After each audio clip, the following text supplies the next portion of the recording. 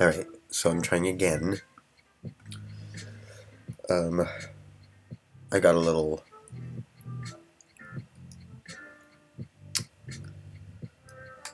stumped about how to mute it, so I think I'm just gonna cough into this towel, and I hope it's good enough.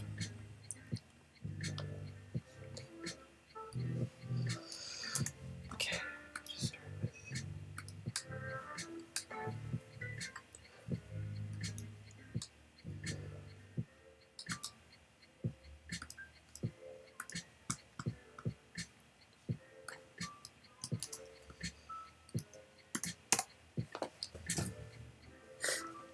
Just gonna plug my nose.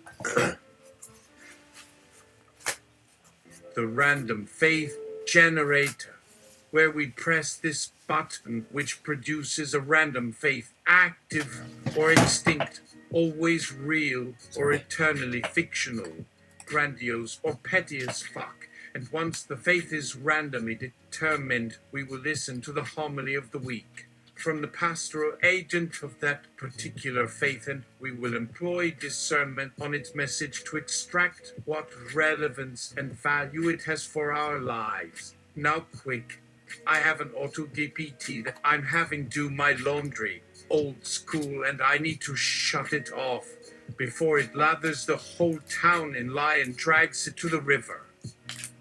Just press the button.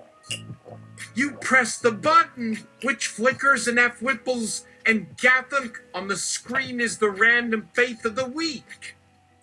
The homily of the week from the pastoral agent of that particular faith, and we will employ discernment on its message to extract what relevance and value it has for our lives. Hear, O Israel, the Lord your God is one. The words are spoken by the priest, who is wearing his Sunday best. White robe, black stole, red sandals. He stands at the front of the long row pews. His back is to you, but his face is visible. It is young and earnest. You recognize him. He was one of the first students you met when you enrolled in the seminary. He has been with the parish ever since then.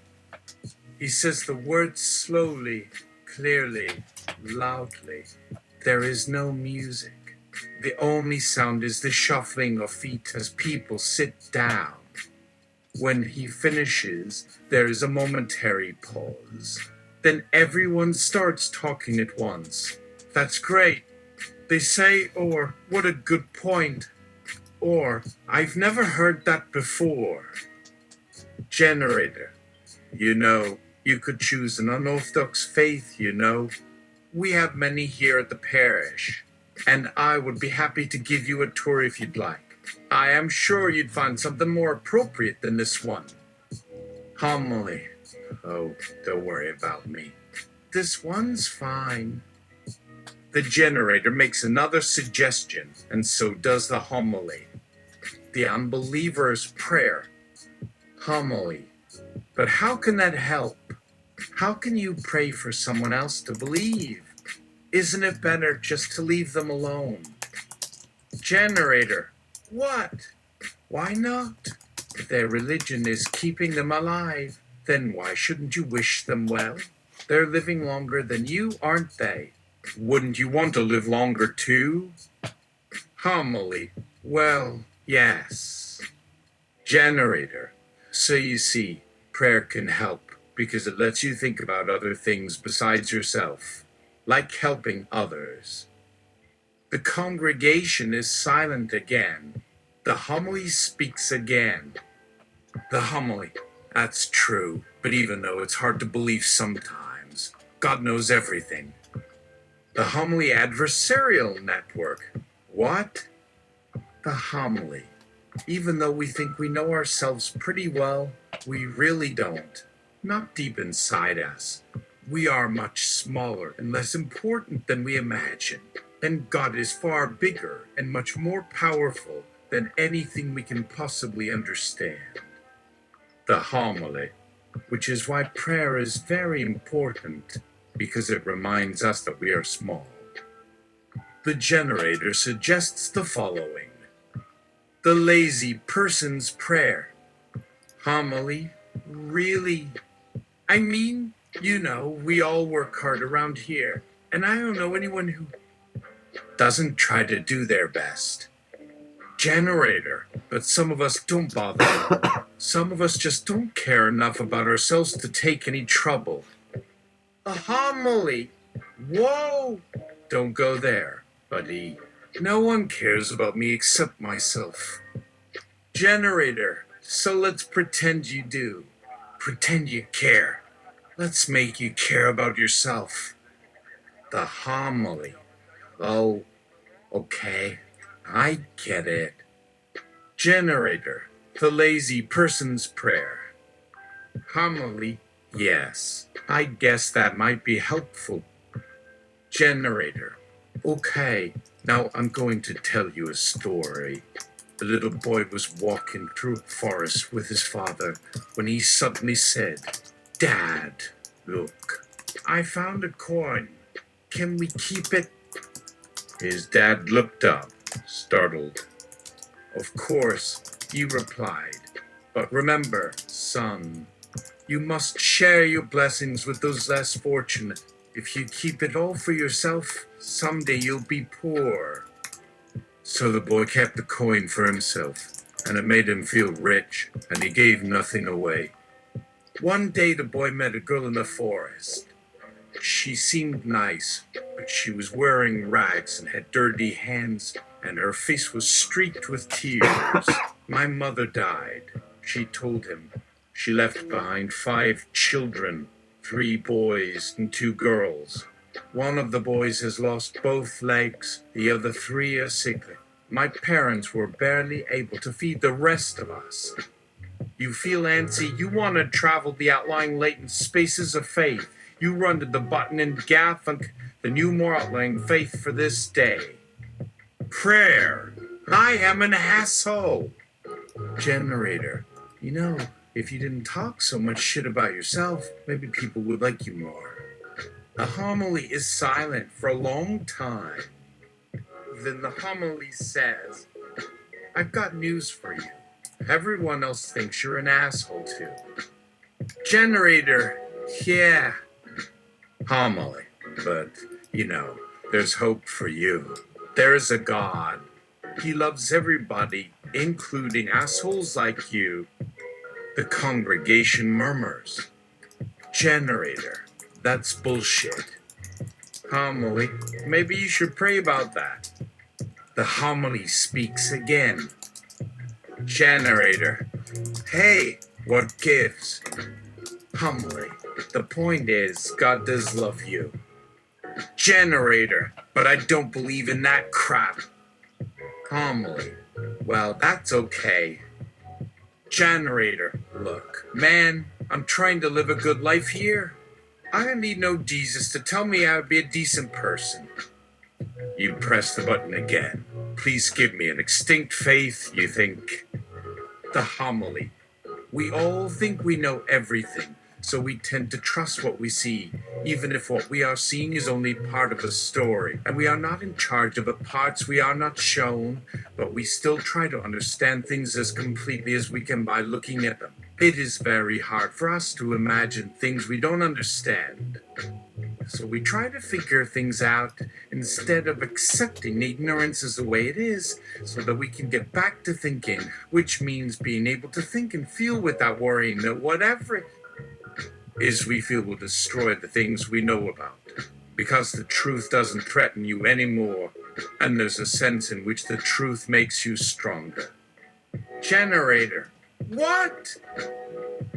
Homily. We've all heard it before.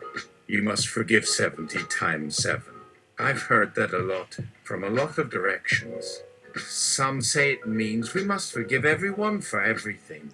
Others take it to mean forgiveness of self. And another school says we must not hold anger, hate, resentment, or unforgiveness. Generator, that kind of makes sense. Homage. Well, the idea is that we are responsible for who we become when someone hurts us. What do we do? Generator, we hurt back. Homage. So, in order to become better and stronger, we learn to turn away from that impulse toward hurting. Because if we hurt each other back, we will make the world weaker. If each of us forgives those who have hurt us, if we let go of old grudges and resentments, if we are ready to move beyond the past into the future, then we will become stronger. That kind of strength can change our lives. And in that transformation, we will find power. And with that power comes responsibility. Power is power, whether it is the power to kill someone or the power to forgive. Power comes with the need to choose how you use it. Generator presses the button again. Homily. The church is a community, so when something bad happens, the lights flicker.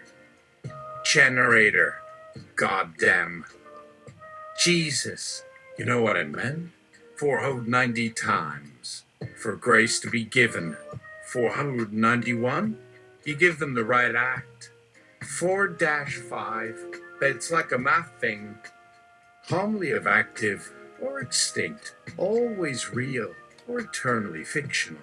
Grandiose or petty as fuck. Generator! I get it. Jesus just wanted somebody to be happy, not some big math trick.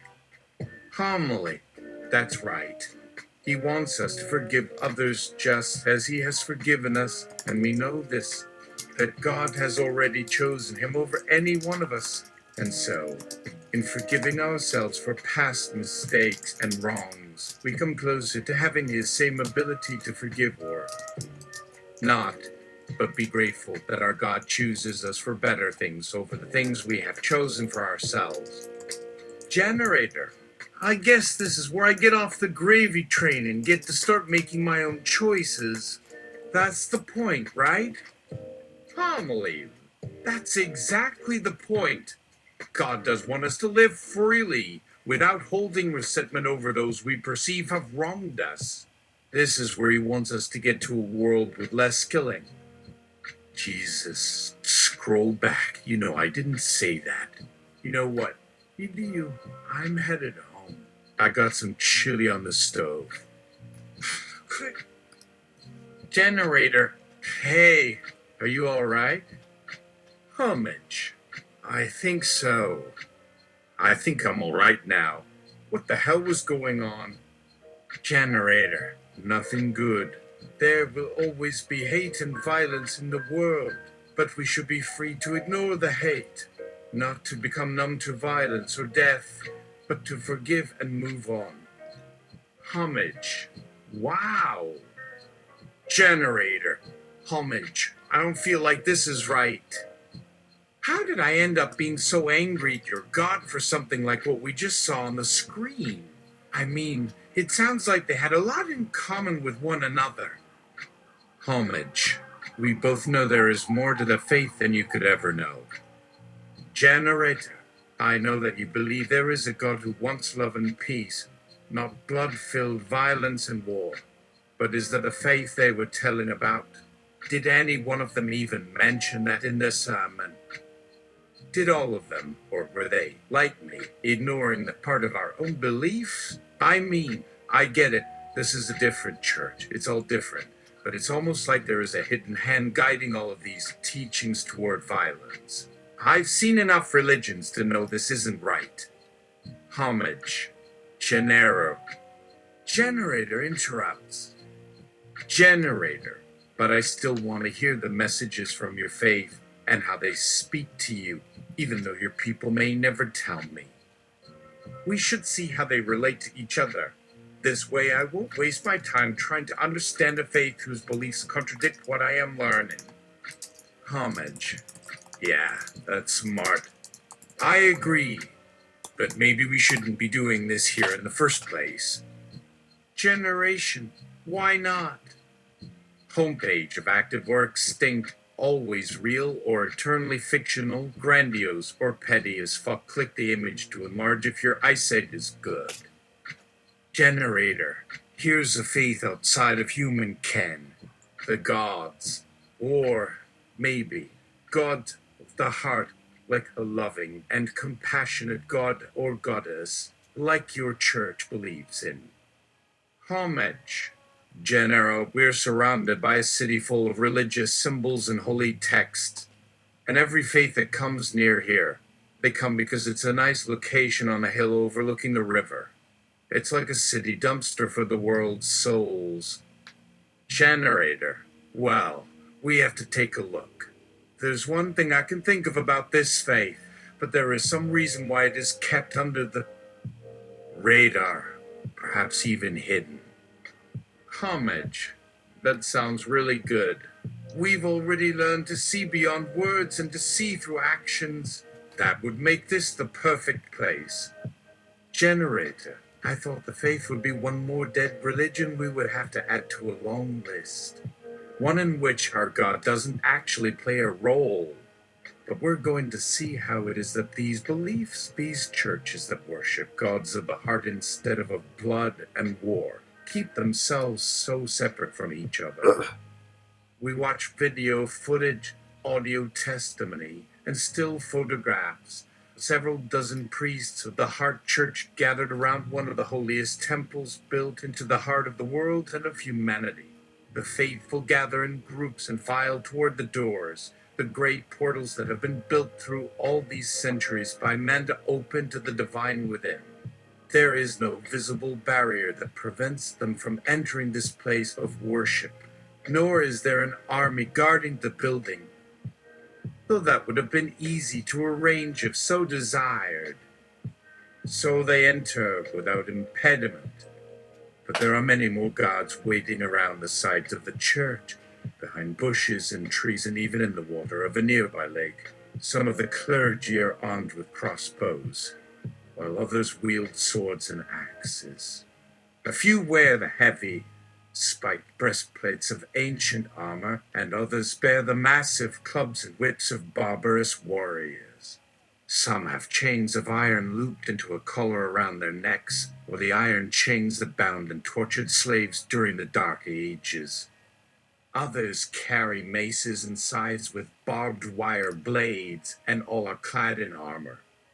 The priest who introduces the video to the viewers is a balding man with an enormous red and white beard, and his skin and hair are covered in a thin black leather mask that conceals his face. This is the temple within the heart of the world, he explains. It is here, on the sacred ground, the gods have made our lives. Here in this city, and on each of the continents where human civilization has emerged over the ages, there is at least one such temple built to the gods of the heart. All of the gods of the heart are united and share common principles. He points out 2 men and 2 women standing off stage, apparently in the shadows of the great door before it slides back to reveal the interior. And all of them have come together to do battle with our greatest foe, the gods of blood and war. The bearded priest continues. For millennia, humans have worshipped in the darkness and superstition of blood and war cults that prey upon the weak. They spread misery and suffering and murder for profit or sport. They kill people indiscriminately for no reason other than that the act seems to bring them pleasure. They feed the hungry and give water and cloth to those in dire need. But this is false charity, and the true purpose is always for personal gain and wealth for a few powerful individuals. They create chaos and violence for their own satisfaction. So it is time to turn away from this darkness of false gods. Our enemy is not just in distant lands. It is the evil we have known in ourselves in the way we treat each other. For too long now, humanity has suffered under false and destructive rules that make us enemies of our brothers and sisters and destroy our capacity to love and be united. These false and destructive rules must be abandoned, as you see around this temple. In the light of this great cathedral are the temples of the gods, which we will be free from now. This is the moment for us to unite. The congregation applauds wildly, and many people rise and bow toward the heavens as one man, and the front row does an awkward cartwheel. The priests and faithful of the Heart Church begin leaving the temple, passing through another huge carved doorway which was revealed after the last, innermost arch, to which the audience looked when they had watched the video clips earlier in the service. The crowd follows them through another archway, through a long tunnel beneath the earth until at last they emerge into one of the largest cities of human civilization. The Heart Church is an organized religious movement that emerged within the United States in 1988 at the start of widespread use of the Internet for information dissemination. Homily Adversarial Network. And here is the videotape all about the Gods of War and Blood Church. Let's put ourselves in their shoes to understand. Hen pops the tape into the VCR. I'm here with the leaders of all the major religions of the world at this important event, someone says. Indeed, Mr. Chairman, responds an elderly man dressed in a blue suit. We have been invited here to witness and participate in a historical event unprecedented in its scope. At long last, all the faiths of the world have united not by force but by the power of love and good intentions. We are joined in an effort to combat a common problem that besets us all, the worship of the blood and war gods. A young woman standing nearby turns towards the camera and waves enthusiastically. Her hair sticks up and wads of her hair fall down around her face like she had pulled too tightly on a pair of thick rubber bands. She is the image of wholesome Americana, fresh air and open spaces. An African man next to her wears a gold headdress. As the camera pans back to show us all assembled around a large round table, he lifts his headdress and wipes sweat off his brow with his sleeve and mutters, "What is this? A freaking rock concert?" Yes, yes. The bald man in the blue suit responds. You heard me mention earlier that in order to prevent war from erupting across the world, we, and by we, I mean the entire world, including all the nations on earth, must abandon false rules, especially rules created for and by men for the sake of peace and unity. Another elderly man wearing bright red robes stands up from his seat in the front row and speaks. Mr. Secretary, it is clear now that the problem we now confront is one of moral depravity among many peoples, a pervasive corruption that we can no longer ignore. The only rule worthy of human beings to hold sacred is our own innate morality. An image of Abraham Lincoln appears on the screen. It should come as no surprise to anyone that God is angry with human beings and has sent an angel down among us to cleanse us and prepare us for the return of Jesus Christ. He is here to lead humanity out of sin. He is Jesus, and we need him. And so, that is the origin story of the faith of the gods of war and blood. To be now dramatized by the fourth grade class of Savannah Elementary School. Now, I realize that I have said nothing particularly new. There is much more of the history of religion, of the evolution of the gods of war and blood throughout the course of man's existence, and of mankind's attempts to explain what is really happening here on Earth than would be reasonable to attempt to fit within the confines of this school assembly program. In the interests of keeping things succinct, we shall summarize the rest of this tale as follows. A time came in human history where people began to believe a different, far more sinister reality existed.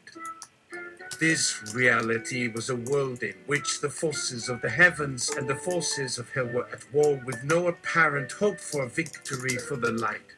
Mankind had fallen into a miasma of darkness and chaos, and even gods themselves seemed helpless to intervene. But there is no darkness, no chaos for these gods to overcome if no one gives heed to their warnings, nor listens to their prayers, which bring about the very thing they're seeking to protect us from, is there. So the gods of this new religion work to get us humans focused on the things of the spirit, so our minds could be drawn in the direction rather than being caught up in meaningless pursuits and distractions such as fighting over the ownership of land and resources or who got to sleep with the best women. Things that seemed unimportant but actually did have the effect of weakening our minds and sapping the energies we might otherwise devote to thinking more carefully about matters spiritual and important, because let's be honest with ourselves, most of these things aren't really spiritual at all, right? Most of them are just men chasing after women. Tohu, I am Tohu, the Vopu, and I am Vava the Vopu. Mrs. Miller, just say your lines. The three gods sit on small pedestals. Mrs. Miller. And this part you're going to act with me is the part about when we met.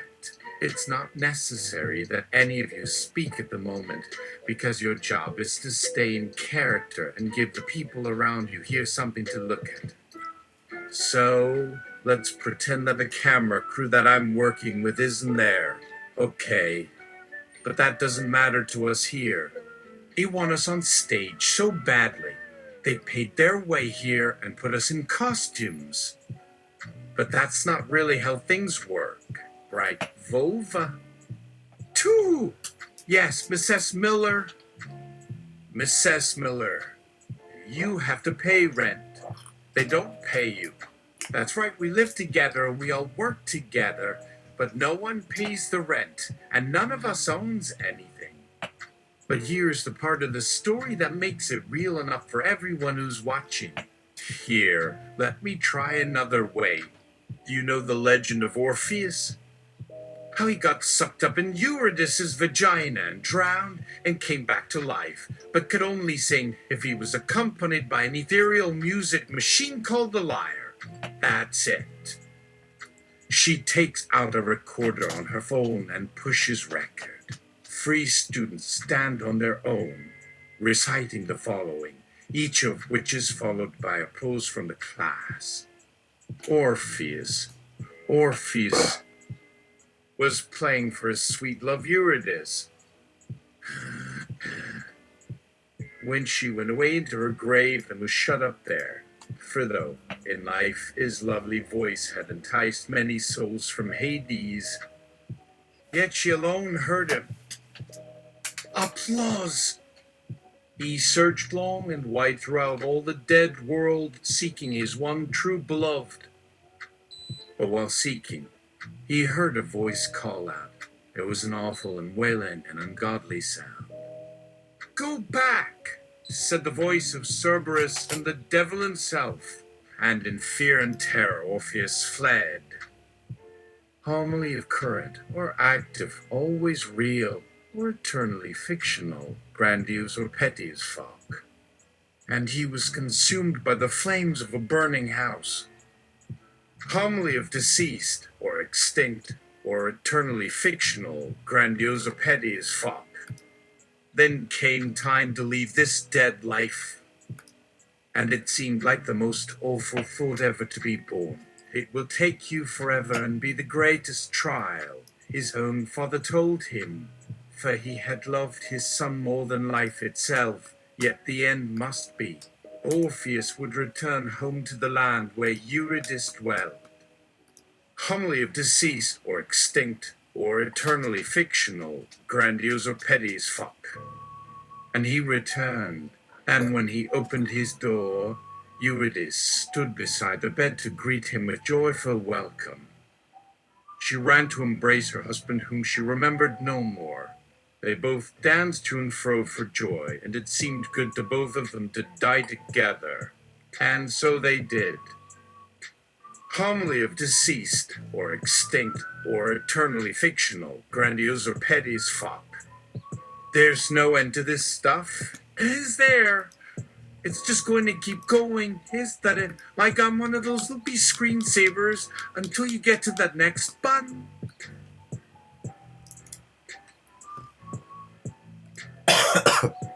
And then taking the author's note out.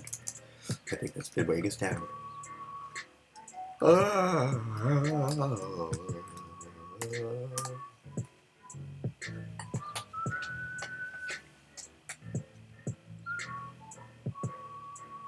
The random faith generator, where we press this button which produces a random faith, active or extinct, always real or eternally fictional, grandiose or petty as fuck. And once the faith is randomly determined, we will listen to the homily of the week from the pastoral agent of that particular faith, and we will employ discernment on its message to extract what relevance and value it has for our lives. Now quick, I have an auto DPT that I'm having do my laundry, old school, and I need to shut it off before it lathers the whole town in lye and drags it to the river.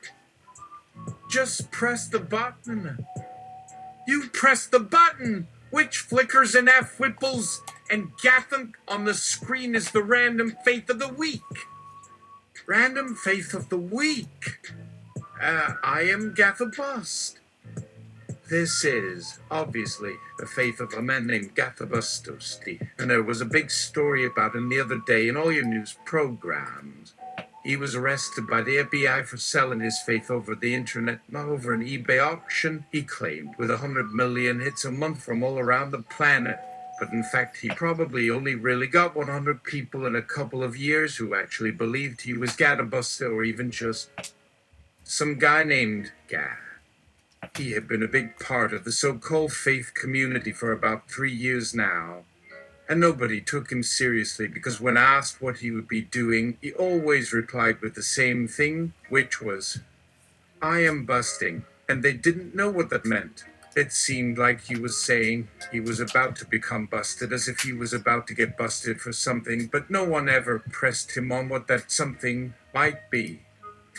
After being busted on Thursday for selling his faith, he refused to say anything else on Friday except, I will bust this out later, which the FBI interpreted as his saying, I will not reveal where to buy my fake faith because you will bust me for selling it online. And they arrested him the next day. They found $1 million worth of fake faith in his apartment, including an antique Bible in Arabic that turned out to be worth $1,000 on an auction website. It's funny how you always see that kind of thing on an FBI raid. The first things they take away are the stupidest things. So there was a good old-fashioned trial going on now to decide whether Gathabustus would have to sell the faith back to the person he bought it from. That person was suing for copyright violation and claiming breach of contract, blah, blah, blah. The trial started last Monday in San Diego, and after listening to the testimony, the jury came back in a day later and they ruled in favor of the plaintiff. And now here we are, listening to Gathabustosti tell us what he would do to save the world, while sitting there in orange prison clothes like you do when you've gone bad in life and they throw you in with the worst of the worst, like all these other guys, and 1,000 of the craziest of them are right here on the row with them. And it feels like a scene from a really shitty movie where all the characters are total psychos and you feel bad watching it happen.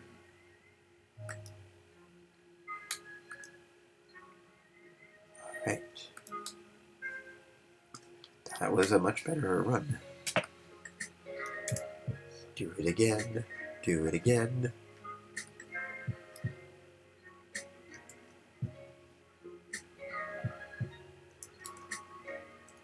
Sorry. I was typing.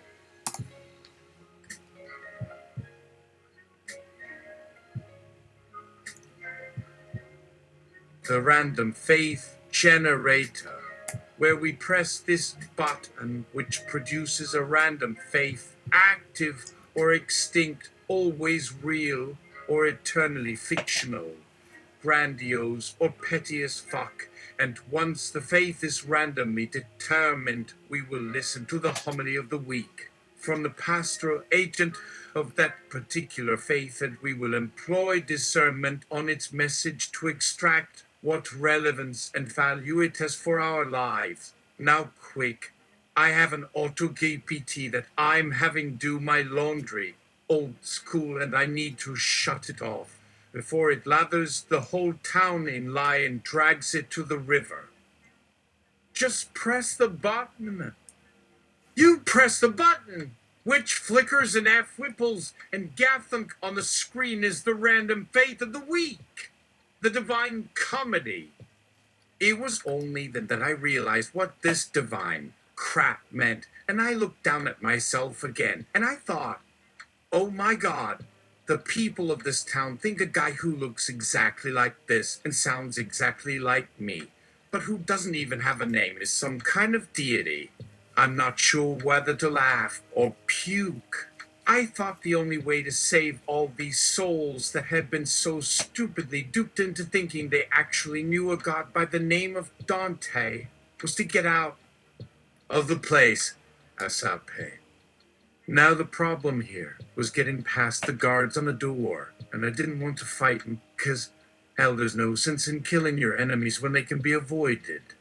But man, the door was solid steel, and there was only one key I could find that could turn it, which made things a tad difficult. There were a dozen, but most of them were for smaller doors and drawers and stuff, while this one had only 5 keys total, and they all went into the same bowl or keel assembly, if you will, which gave me a little concern because I couldn't find any way to take off the keel or anything resembling a bolt head. But whatever, you have to take chances in life. I took a chance, put my back up against the damn solid steel door, and with my hands full with holding onto this key in my pants and stuff, I jumped as high as I could and kicked the door as hard as I possibly could, as if trying to break through it with pure muscle power would somehow make the thing budge one tiny fraction of an inch towards opening. Sure as heck didn't feel like I broke anything. It felt about exactly the same way as kicking a thick brick wall, in fact. But just so I don't look completely hopeless, let's say, what the frack do you know? I kicked the thing pretty damn good, man. Man, wait till everybody sees this one in the news. Bitchin'. And then I did something really crazy and stupid. In a single heartbeat, I made up my mind I'd done the wrong thing, took the key out of the lock guy. He'd broken the day before, which seemed to be fine as far as I could tell, although that wasn't much, and walked away from the busted steel door without looking behind me. What happened then is too complicated to explain, but I was thrown across the hallway into one of the rooms off it, fell onto a bed there, and was out like a light, probably with a concussion.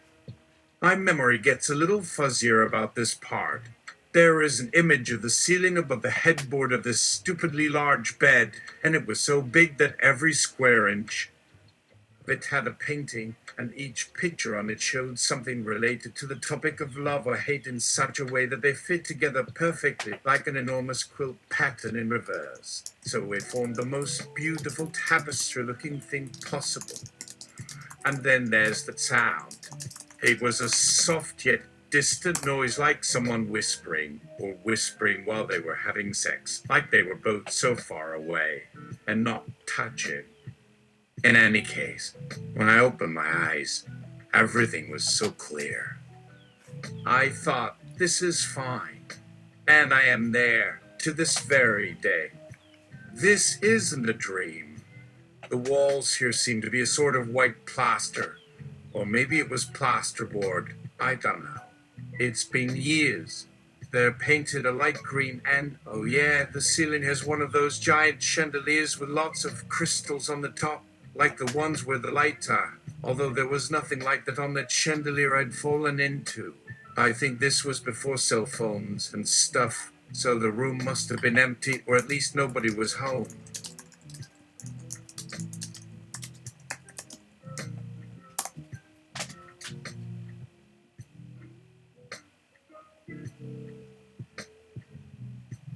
So who has been cleaning up my trash?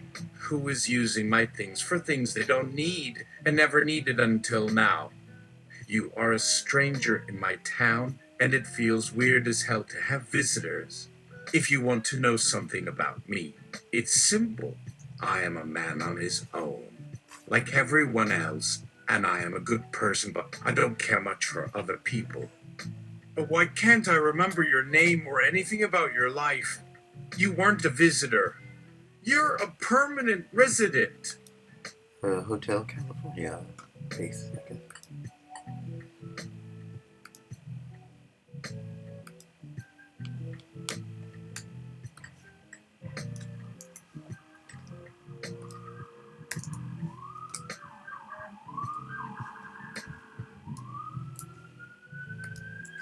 One more.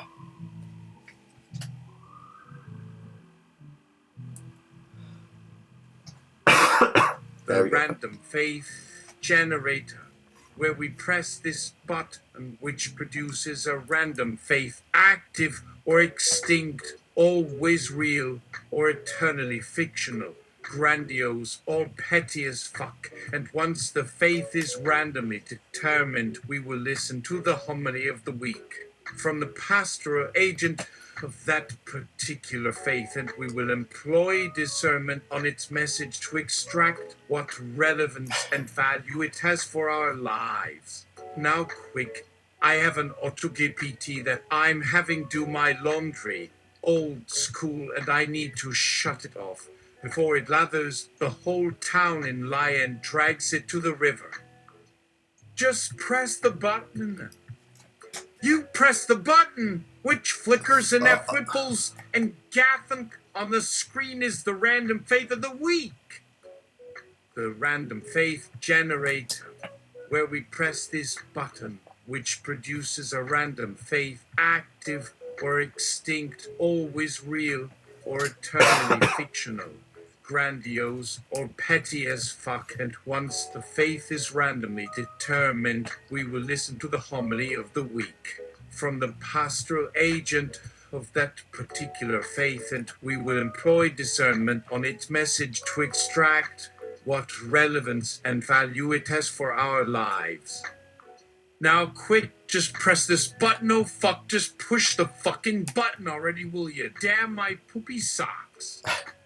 To choose your faith, I swear. You won't regret it, especially since there are more buttons to press afterwards, which will provide you with even greater random joys.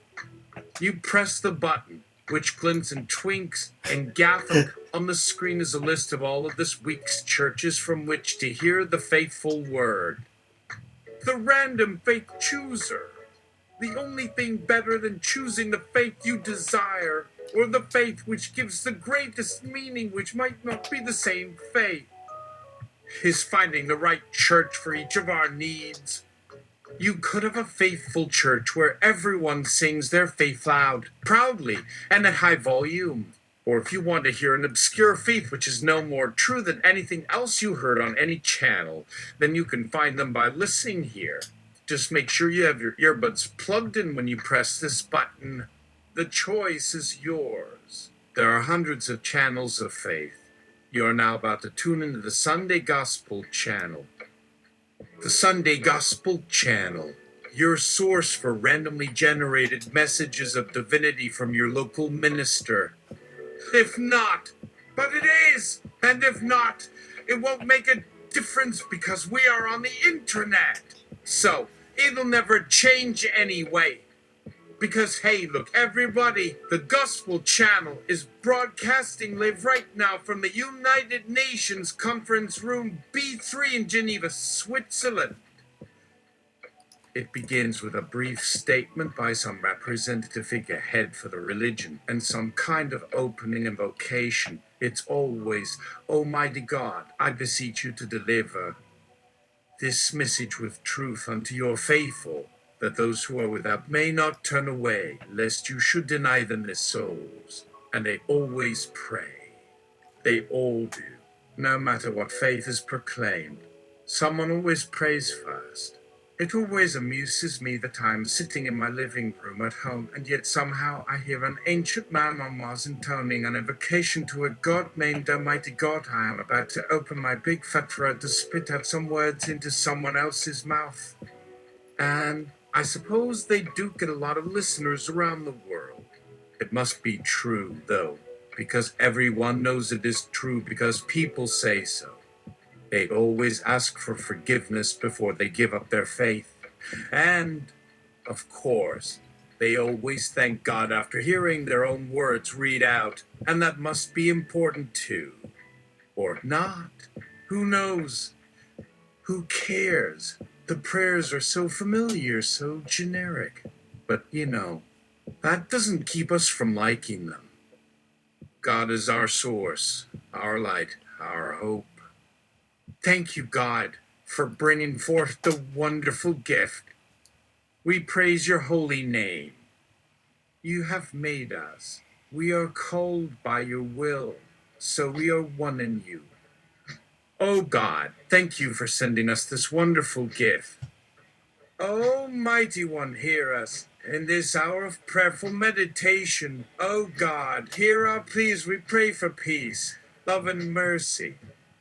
God, bless us through the holy name of Jesus. A lot of people believe that there is a single true religion. I've heard them said to be a religion that was founded by some great, powerful, wise God who set his holy book before humanity to guide them. This makes my heart sore because it means that God is like all the gods I ever worshipped. So much the better, because I don't need to believe that my God was different from other gods. That would have upset my childhood when the priest or minister of our little religious denomination told us that there were two different paths to God, a narrow path of obedience to a special group, and another, less difficult way that he or she was taking that led to a more personal relationship with God, which, when my parents heard, resulted in a big fight and the separation of my family from the group they belonged to. It made me feel alone and isolated at school. The only ones that were allowed to speak of their beliefs in the classroom were those who were part of my religion, so even during my free time in the hallways, I had nobody. There weren't any friends in my religion, and I didn't have friends anywhere else either. So what a lovely moment of nostalgia. What can I say? All the things you loved as a child have come back to you in your twilight years, and you're so grateful for it, but still damn. Anyway, there may, in fact, be more than one true religion, even within what was once the same church and temple system. It just depends who you ask. There was one in my town where the priest was killed, shot by a stranger and left by his killer. He was the son of the man that came to my parents' home and threatened to kill everyone if they did not turn over to him everything they owned. The dead priest had been one that had visited my mother at home, but had never come to any meetings at which I had spoken. So, I don't think I could say that there is really a specific truth to any religion, as it seems to be based primarily on individual experience and belief and interpretation. That is, unless my experiences and beliefs were not so like someone else's who believes differently, which is entirely possible. In fact, probably probable, given that there's so many religions. But if there is a core truth and reality, isn't it likely that it might exist within a commonality of experience? Perhaps not. I'm not sure how to put my feelings into anything that sounds believable enough that someone, somewhere would want to listen to what I have to say. I believe that the only truly true religion, as defined and lived out by each individual as necessary, is whatever gives you meaning, purpose, a feeling of community and hope, or the promise of hope, or love and community if you find no meaning in what you do each day. And I also know that I don't live the definition perfectly, nor would I expect others to. I can, however, see it clearly in one's life, and even recognize its lack in my own life without feeling that I must follow it precisely in order to feel good about myself. So, what is the truth about me? The true me, as seen by others, has many contradictions which lead up to my personal definition of the truth. My true self is the person with the greatest amount of honesty, integrity, trust, compassion, and humility that I personally can muster within the framework that allows me to function without losing my soul, and that keeps me from turning completely inside out, but in a way so that I remain alive inside. I've had a very long life, which has allowed me the great fortune of witnessing my share of tragedy and suffering and pain and death. But it has also been a life filled with wonder and awe and joy and humor and beauty. My heart is big, and I have had many experiences through the years that allowed me to know that we are not alone here on our planet, that there is intelligence and awareness everywhere, in all places, in all beings, and in most of our natural environment. It's something you only sense, as you stand outside and look upon things around you. But when your brain is open, your mind is clear, and your heart is wide open to receive, you will experience that knowledge and those perceptions. I'm not talking about scientific evidence here. I'm talking spiritual truth and understanding. It can be felt by the naked spirit. That's the essence of my truth. That's my religion, and it is the foundation of my life, the true me, the best me, the person that I aspire to becoming if I do everything I am capable of doing to become this person. If I can keep myself focused on living this version of myself with the best possible outcomes and opportunities, then I have lived well, and my actions make some sort of difference in my community and the world. This is my hope. This version of my truth can't change, because the core of the being of this person cannot change. Although I know that I should be a better father and husband and son every year, and not repeat the mistakes of my past. I can't get rid of my selfishness, arrogance, greed, and lack of patience because, like the person who I have grown to hate, they are part of who I am.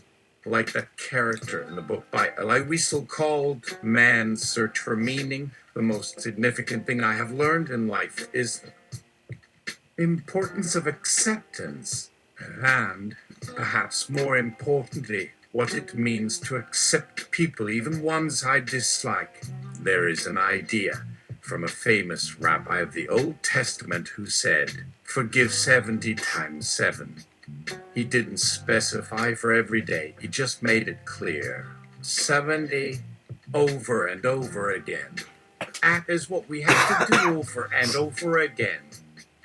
I believe that the true me, the person that I'm trying to become, accepts people as they are. So I work hard at making my best effort each day, and I take responsibility for my actions because I know this is the truest path to happiness. That the more honest my efforts, the happier I can be, and the less likely I am to get into trouble, which may result in hurting others. Life has given me many blessings. I would never wish to lose the health, freedom, and ability to travel and study in the pursuit of science. The love of a good, intelligent, and independent wife who understands me and loves me as much as I love her. My 2 great sons who make me laugh, smile, and love more than I thought was even possible. Our cat, the house, and all its possessions, including our cars and boat and motorcycles, which fill my heart with an immense feeling of freedom and adventure, allowing me to enjoy a simpler life in nature than many people ever see. I have lived long enough in this body to see that, in the course of time, things go down as well as up. You can count on one hand the moments of other happiness, and you don't even need all your fingers. But if you count the thousands of hours of enjoyment and the millions of minutes of pleasure, the sum totals of life are more than anything any individual deserves or would ever dream of. I don't feel that I have to prove anything, not to anyone. I accept myself, and that has made the most difference. But then I think of what a terrible, horrible person my brother is, I'm ashamed of how much time I took away from him and from the rest of our family because it seemed he always needed my assistance when he came home to my parents' house for the holidays. I have to remember this and understand that this is the way things go, that the worst is that we do not know how others truly feel toward us. How could I possibly imagine my dear sister-in-law disliking her own child, so loving of my brother's presence? And she is an intelligent woman, too. She would hate this, wouldn't she? Or would she just blame herself and think it must be my fault somehow? Or maybe, in order to survive our dysfunctional home, both my wife and my younger sister-in-law turned off their emotional filters. Some of us seem compelled to do during moments of extreme stress and frustration and pain. If only my father were around still. He had such a calming effect, a sense of understanding about life, death, loss, and sadness. His death was too much of a shock. I was just starting to accept it and deal with it when he died on top of my mother. The problem isn't that I have too much pride. The problem is that too few recognize the greatness of those who stand up and tell the truth to others, who say what they truly feel, despite all the consequences, whether they are perceived, actual, or potential, and the greater the truth, the bigger the risk. Too few respect them.